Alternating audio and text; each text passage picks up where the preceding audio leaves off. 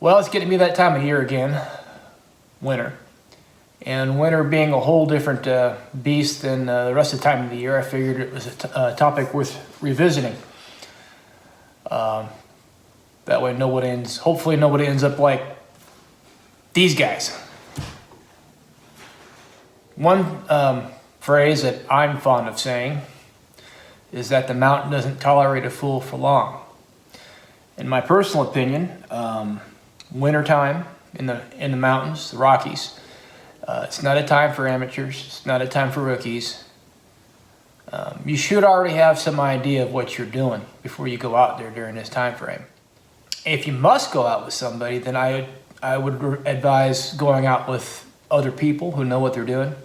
If you're just getting into the outdoors, wintertime is not a time to do any type of solo overnight adventures.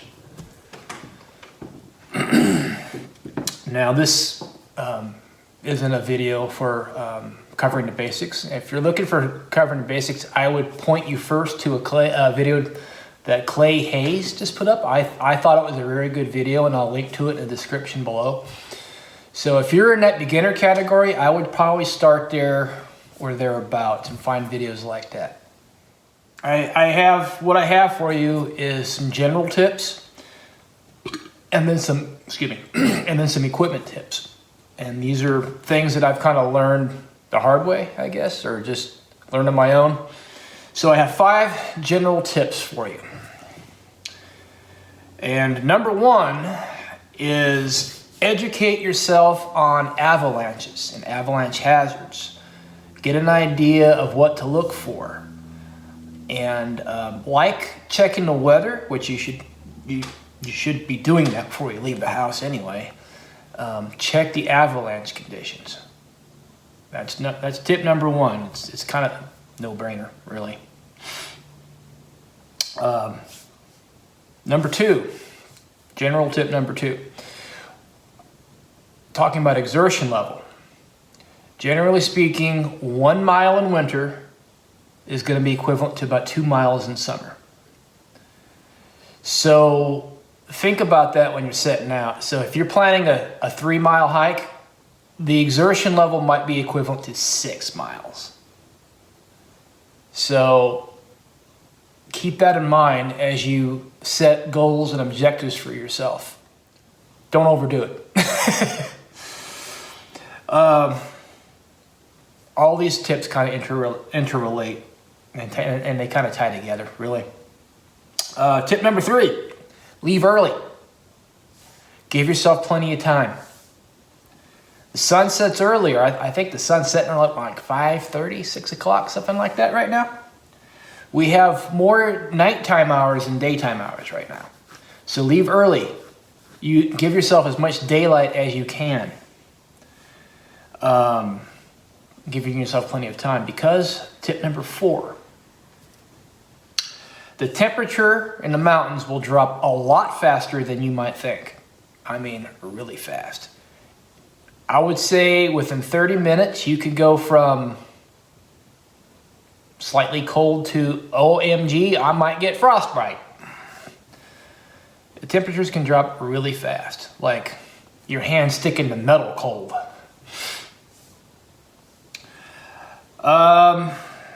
And number 5, and like I said, these all interrelate. Tip number 5, think about what you're going to need before you need it.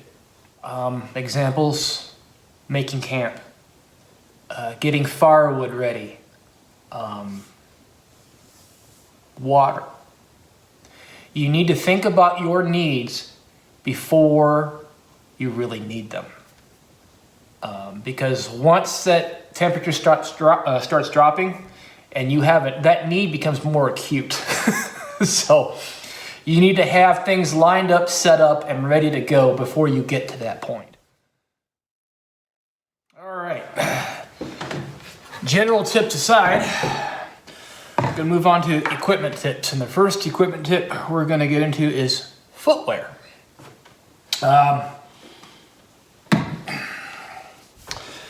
I have several examples of wintertime footwear here. And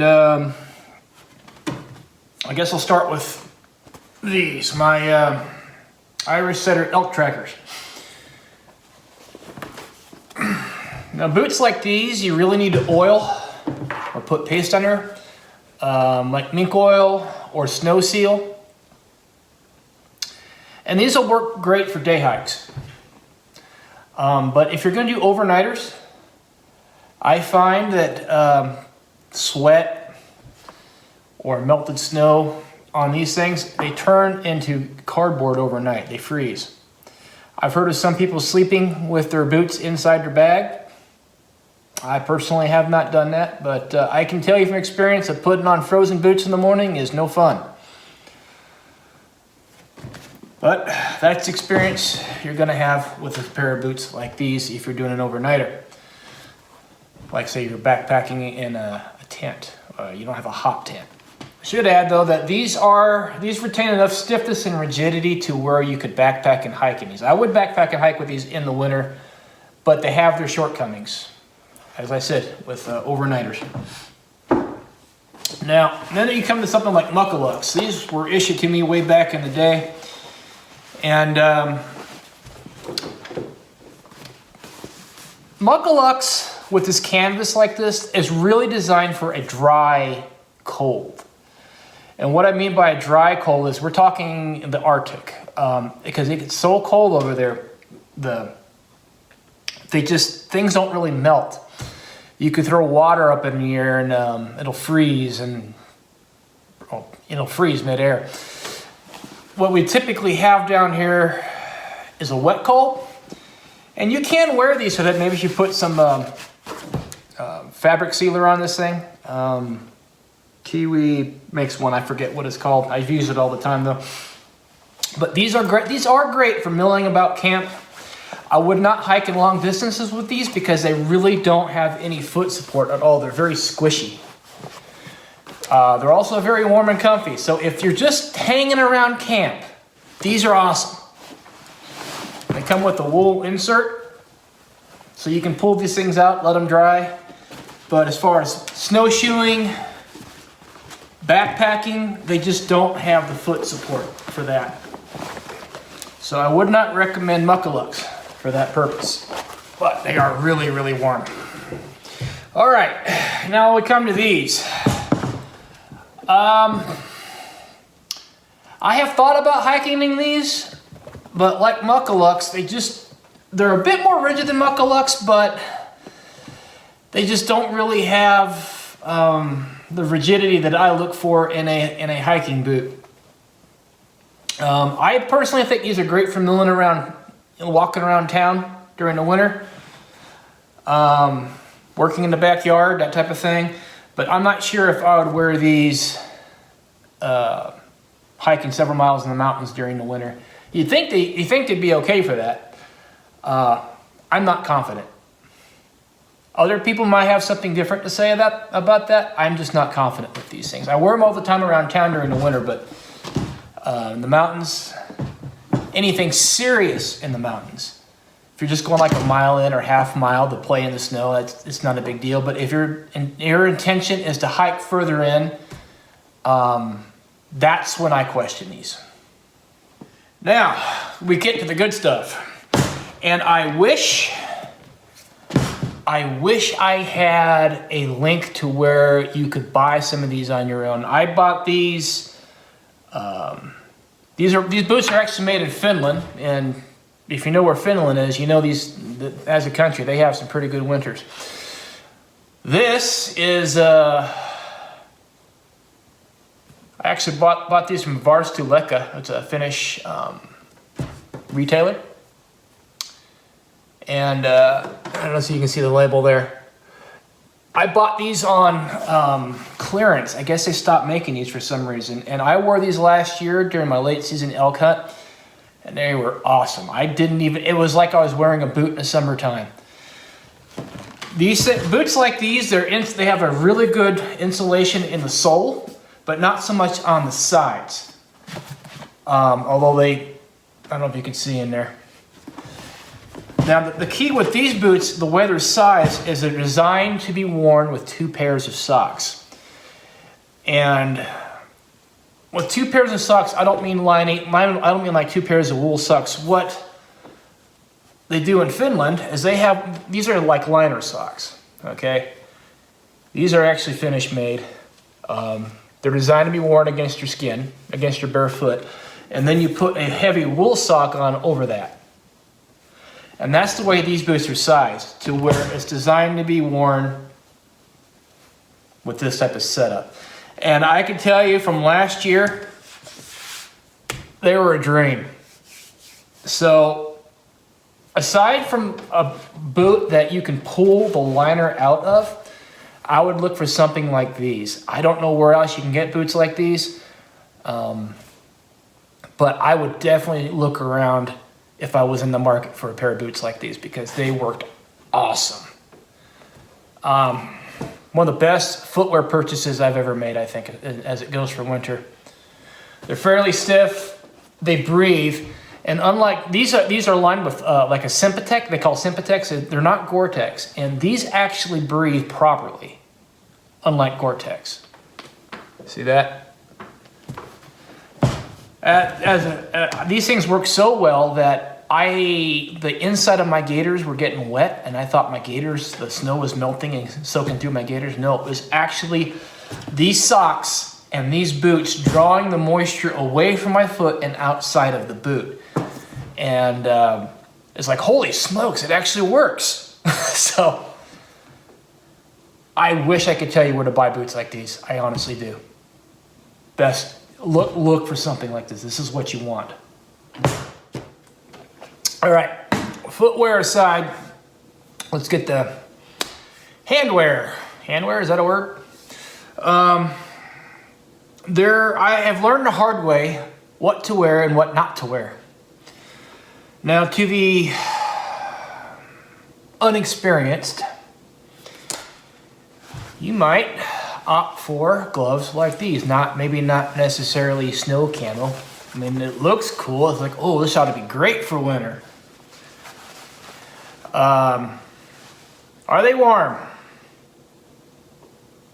To a point, yes.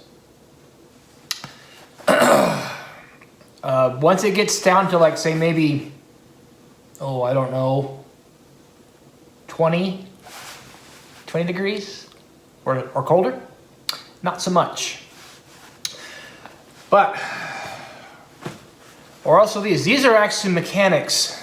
You see, I'm sure you see mechanics where they're really skin tight and you can manipulate stuff with the glove on. These are actually mechanics too. I mean, but I would not wear these in the winter either. In fact, I had problems with these in the fall. And the reason why these gloves and these gloves, I find, are not all that great, sadly. I mean, I really do like these gloves. I really want to wear these more. Is once your hands start sweating, getting them on and off becomes a little bit of an issue because of this lining right here, this interior lining. In particular, gloves like these. And yeah, sorry Midway, I like you as a vendor, but these gloves not so much. See that lining right there? Now, what happens with the glove like this is that your hands are wet, either from melted snow, because I've pulled these things off to work on some stuff because my hands were getting overheated. And when I pulled my gloves off, I literally had steam coming off of my hands, right? This was in the evening. Temperatures dropping fast. My hands were flash freezing. So I had to put my gloves back on. And at the time, these were the only gloves I had,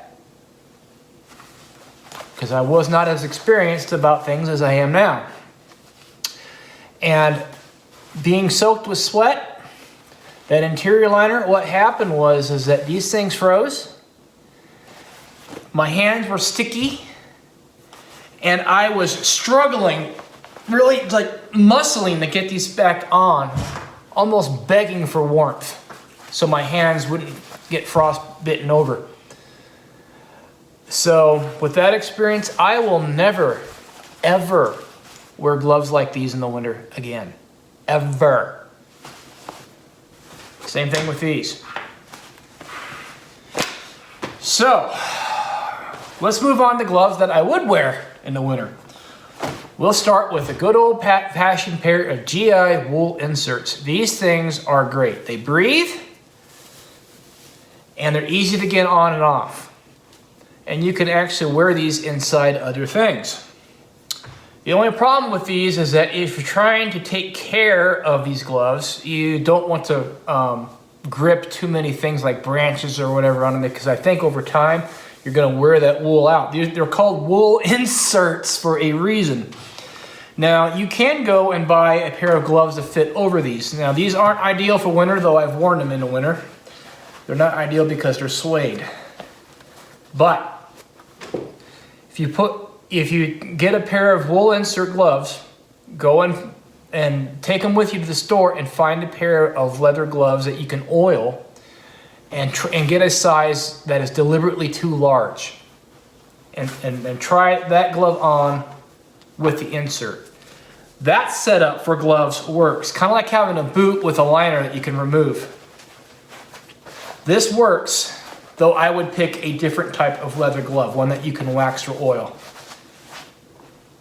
This is just what I could get at the time. So like setting up things, working outdoors, these work. Eventually your fingers are going to get cold, but you can actually get things on and off with these. You don't have to worry about your hands flash freezing and then begging the warmth god for some reprieve. Now, as hunting goes, and I've worn these for hunting. I have recently, within the last year, tried these. Now, these are insulated or like a very lightweight waffle insulation, but only on the outside, like the one side of the glove. The part that goes against your palm is not insulated. It's just the outside. This portion right here is insulated. This portion right here is not. Now, these gloves, if you're standing around, it takes a while to warm your hands. You'll feel a breeze through your palm, but if you have sweaty hands, like I often will, this will work for you. And they're made by King's Camo, and you can get them on their website. I think they call them their mid-weight or mid-season glove. And with these gloves, I find that you can work your phone if you're active, if you're hiking, you're running a set of trekking poles, and you're just going from point A to point B. These work awesome. But if you're standing around, I don't think they are warm enough. But if you're working, actively moving, I find that these will work quite well, actually. It takes a little while for your hand to warm up in there, but once they warm up, they're good. They're great, and they breathe. And being single ply, you can get them on and off relatively easily. Now, if we're talking colder, and these aren't warm enough, chopper mittens. I'll try leaving a link to a lot of these things below.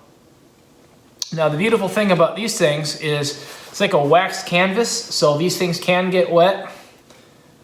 There we go. If you want to know where they came from. These also have a liner, and these are easy to get on and off. I may have ordered a size a little bit too large. I might be in between sizes on these, but I find if you're hunting out of the truck that if your hands get wet, you can use these working trekking poles too in the wintertime. I mean, your hands will warm up a lot faster in these. But if you need to dry them out, setting these things up in the dash or hanging them over a stove, they'll dry out fairly quickly. And you can, I believe, if you have them, you got wool inserts. You can shove them into this mitten and shove that in there, and that will keep you plenty warm. mean, you could pull the whole thing out if you had to, but you could run this triple layered system too if you had to. So chopper mittens are not to be underappreciated. They're awesome. Along those lines, and I have not used them yet because it hasn't been cold enough, but I picked these up a while ago. And the way these are designed, these are basically like Arctic mittens, but they have a polyester shell. So you can hang these over your shoulder and stick your whole gloved hand in these if you had to. They're large enough to where if you have a smaller pair of gloves, I'll go back to these wool inserts again. You can slide these in and out of this mitten fairly easily. And being on a cord, you can just let them dangle. So that's another option. But whatever you do, and this is just my opinion based on my own experiences, don't buy these. They suck. Equipment tip number 3. Always bring a snow shovel. I'm sad to say that my old snow shovel that I had for years, I left it on the mountain last year. I packed out that elk and I left it leaning against a tree. Forgot to pack it in the sled. The point is, get a snow shovel that you can pack on a backpack, day pack, overnight pack, and always have one of these on you because these are infinitely useful during the wintertime. On that note, on that thought, learn to make snow anchors. This is more of an issue if you're using like a teepee style of tent. If you're using a freestanding tent, not as much of an issue. But what I mean by snow anchors is, what I would do is I would get cut lengths of 550 cord, put some slip knots on there, and hook them up onto your tent before you even leave the house. And then what you do when you're out in the mountain is cut yourself some sticks. I don't know, yay big, yay long, and run one end of that 550 cord through the knot and cinch it. And then what you do is you take your snow shovel, you dig a hole, and you bury that stick with the 550 cord coming off it. You bury that in the snow and you stomp on it, compress the snow, and you wait for about a half hour for it to freeze. Once it refreezes, you go pulling on that cord. Odds are it's not coming loose. So if you have a teepee tent or a teepee hot tent like I do, that's what you're gonna have to do. It worked so well that I had to cut that 550 cord when I was taking camp down. I had to cut that 550 cord and because I couldn't dig it out. So there's that. Okay, tip number 4. And this deals with water. You might strike upon the idea of melting snow for water. And I don't think there's anything wrong with that. I do that all the time. You'll save yourself a lot of weight by not packing a lot of water, especially if you can't find an active creek. I mean, there's just snow all around you, so technically speaking, there's just frozen water everywhere. So, propane on that front. Whatever you normally use in summer, you're going to use 2 or 3 times that in winter. So if you normally use one of these, odds are in the same time frame you'll end up using this much. Or if you end up using one of these, you might end up using this in the same time frame, this much. To err on the side of caution, for a single overnighter, I would run with something like this, maybe 2 of these, just to be sure, because your ability to convert snow into water is dependent on how much gas you pack. So if you don't have, if you run out of propane, then you're going to have to start building fires to melt snow. If you want the quick and easy, this is it. On the idea of melting snow for water, and I briefly tossed in this tip in a hunting video last year, but bring a handkerchief, and after you melt the snow, strain that water through this handkerchief, and even if the water looks clear, you'll be surprised at how much particulate you'll pick up straining it. It might not bother you to have that stuff in your water. It might. I personally don't want to run the risk of getting sick, so any type of particles in the water, I like to get them out. So I'll always pack one of these. On top of that, it helps with rattle inside of a jet boil if that's what you're using, or other similar stove. Okay. Tip number 5. 5? Yes. Bring a bag, excuse me, like this. Why, you might ask? Well, these days we all have electronics. My phone, which is recording this video right now, Garmin inReach, maybe a battery charger. Now, I typically will have what I call my electronics bag. Now in wintertime, my phone and my Garmin inReach, I move them to be inside my layers during the day, because the cold kills electrical batteries. It just kills them. So these get moved inside my layers during the day, but at night, they go phone, inReach, charger. They go into my electronics bag, but also my propane, or I'm sorry, isobutane. I said propane twice, didn't I? Isobutane. Because this can't get frozen either. If you leave this out and it gets cold, it won't work. And I've made another video illustrating that point. So I don't like having all these things rattling around in my sleeping bag. So what I'll do is I'll take a bag like this and I'll put them all inside this bag. And this one bag I sleep with up against my body at night, somewhere up against my body. That way come morning, my propane, my isobutane will work, and my batteries will be warm. All right, tip number 6. I'm gonna move you out in the garage for this one. Make yourself a pulk sled. Let's see if I can move it down here. And I'll give you a close-up of this in a minute. This is the type of sled that is infinitely useful. Homemade harness.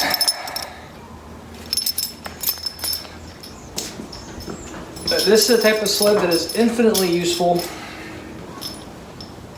and is easily made.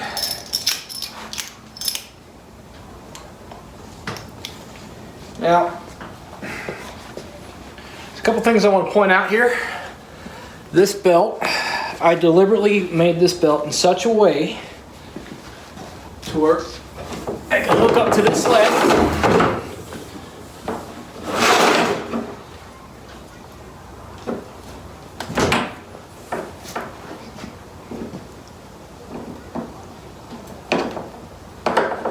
like that. Hopefully it's coming out of video okay. Now, why do I want these poles on my sled? Because when I'm going uphill or downhill, the load won't shift and come up from behind me. If you're using just like a tow rope, that sled can come right out from behind you and go right, and you'll be pulling you right down the mountain. With this, not so much. I could actually make this tighter, but I made this loose for a reason.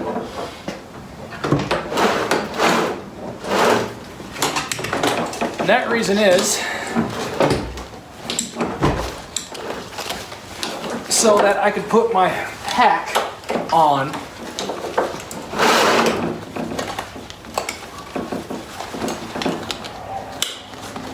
So the anchor points for this pack, or the sled, come below my pack. The carabiner hangs below my pack. My pack is riding where it should be. The belt is taking the weight. These poles keep the sled from shifting. And this is how I got my elk down the mountain in one trip last December. I'll give you a close-up of it. But make yourself a sled like this if you're serious.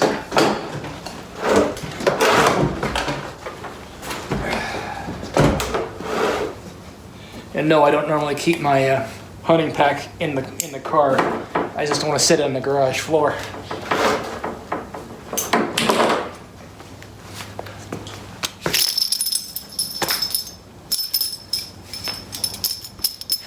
All right, I'll give you a close-up. All right, so here's what I did with these poles. 550 cord works fine. I cut them just long enough to where I could walk with this on and wear snowshoes. Now the sled itself, it's like a $30, they may have gotten price, it might be $50 or so now, but this is a sled you can pick up at like Sportsman's Warehouse. And the rest of this you can pretty much do yourself. All you need is the base sled to work with. You can put in the eyelets yourself. I use bigger eyelet up front because that's what's taking the weight.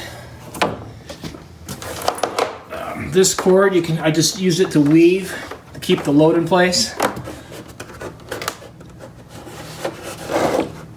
You might want to get a tarp to put over it because once you hit snow, sometimes the snow will get inside the sled and make it heavier. So I'll typically run a tarp on top of this just to keep snow from getting in. And that's pretty much it. Does not take much money to make a sled like this, and this is such a saver on the mountain. If I didn't have that sled last year, I would have had to, I don't even want to think about it, but I packed two and a half miles back to the truck, whole cow elk, that sled, one trip at 2 o'clock in the morning. All right, so those are the 6 equipment tips I'm going to offer, but I wanted to close this video out with my thoughts on the age-old argument of synthetic versus wool. Which one is better? I think the answer depends on what you're doing. Some people will say that synthetic is the way to go, and other people will say wool is the way to go. I use a mix of both. And both have their pros and cons.